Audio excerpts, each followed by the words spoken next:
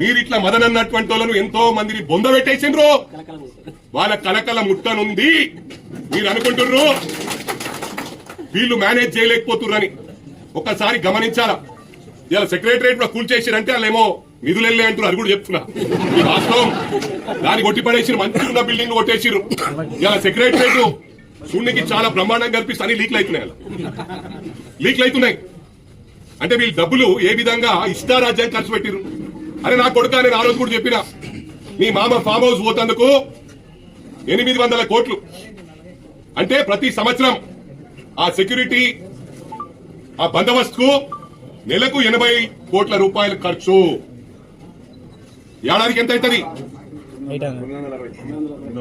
ఇవన్నీ గమనించాల. గతంలో కూడా చెప్పిన వక్ఫ్ బోర్డు భూములు సహా, అసైన్మెంట్ భూములు స్వహా, సిటీల గవర్నమెంట్ భూములు స్వహా మొత్తం అమ్ముకోబట్టిరు. అయినా మా గౌరవ ముఖ్యమంత్రి గారు ఎంతో కష్టపడి ప్రజలకు న్యాయం చేయాలనుకుంటున్నారు. అరే ఇవాళ నేను చూస్తున్నా, నాకు కొంతమంది ఎలక్ట్రిసిటీ డిపార్ట్మెంట్ నుంచి చెప్పడం జరిగింది, హరీష్ రావు గారే ప్లాన్ వేసి ఏదైనా మీటింగ్ అయ్యేటప్పుడు కావాలని ఆఫ్ చేయి ట్రాన్స్ఫార్మర్ కాడబోయని చెప్తారు. ఎందుకంటే ఇలా అన్ని క్రిమినల్ ధమాకులు. నేను ఎలక్ట్రిసిటీ డిపార్ట్మెంట్ కూడా నేను విజ్ఞప్తి చేస్తా ఉన్నా. కొంతమంది వాళ్ళ ఫేవర్ లో పని చేస్తా ఉన్నారు. 15 నిమిషాలు అయ్యే పని గంట సేపు చేస్తున్నారు రిపేర్కి వస్తే. మీ అందరికి కూడా విజ్ఞప్తి చేస్తా ఉన్నారు, ఎందుకంటే మంచిగా చేసే వాళ్ళు కూడా ఉన్నారు దీంట్లో. కొంతమంది నా దృష్టిలో వచ్చిండ్రు, రైతులకు సహకరించకపోతే సస్పెండ్ తప్ప మీకు. ఇప్పుడు కోతకొచ్చినాయి, రైతులకు సహకరించండి, కరెంట్ ఇబ్బంది పెట్టకండి. కొడుకులు రెడీగా ఉన్నారు, ఏదోటి చేసాం ఇష్యూ. వీళ్ళకి నిద్ర పడతలే, బావగానికి బొమ్మడికి మళ్ళీ మేము సీఎంలం అయిపోతాం పైసలు వచ్చేస్తే అని. ఈ ఫస్ట్ ఏమో ఏది మొగడు తెచ్చినోడు కూర్చున్నాయి ఒక నెల 2 నెలలు.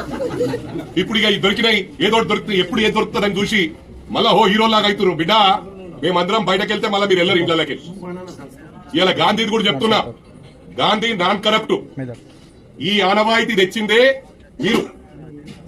ఇవాళ కూడా చెప్పుండ్రి మాకు ఫుల్ మెజారిటీ ఉంది. ఎవరు రాబాయి దీన్ని ఫుల్ పెట్టిండు? 6 నెలల పడిపోతుంది ప్రభుత్వం.